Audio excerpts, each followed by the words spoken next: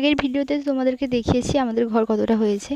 তো ঢালাই হবে বলে আমাদের ঘরে 3টা রুম আর পুরো হলটা বালি বিছানো কমপ্লিট হয়ে গেছে। তো এরপরে ঢালাই হবে। এখন বাজে রাত্রি 9টা। তো দেখো এখনও আমাদের ঘরে কাজ হচ্ছে, কারণ ঢালাইয়ের উপর নেট করেছে।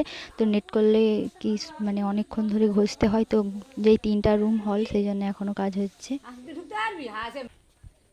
তো এটা দেখো ঘরের সামনে মানে রাস্তাটা খুবই খারাপ, সেই জন্য এখানে বালি বিছিয়েছে, কালকে ঢালাই হবে। তো ঘরের মধ্যে পুরো জল ভর্তি, মানে ওই যে মেঝে হলে 2-3 দিন জল দিয়ে রাখতে হয় না, তাই জন্য জল দিয়ে রাখছে। দেখো 3টা রুম, এর মধ্যে 3টা রুমের মধ্যে হবে আমার একটা, বাবা মায়ের একটা আর ভাইয়ের একটা। আমার এখন এক্সাম চলছে, তো সেই জন্য আমি ভিডিও দিতে পারছি না।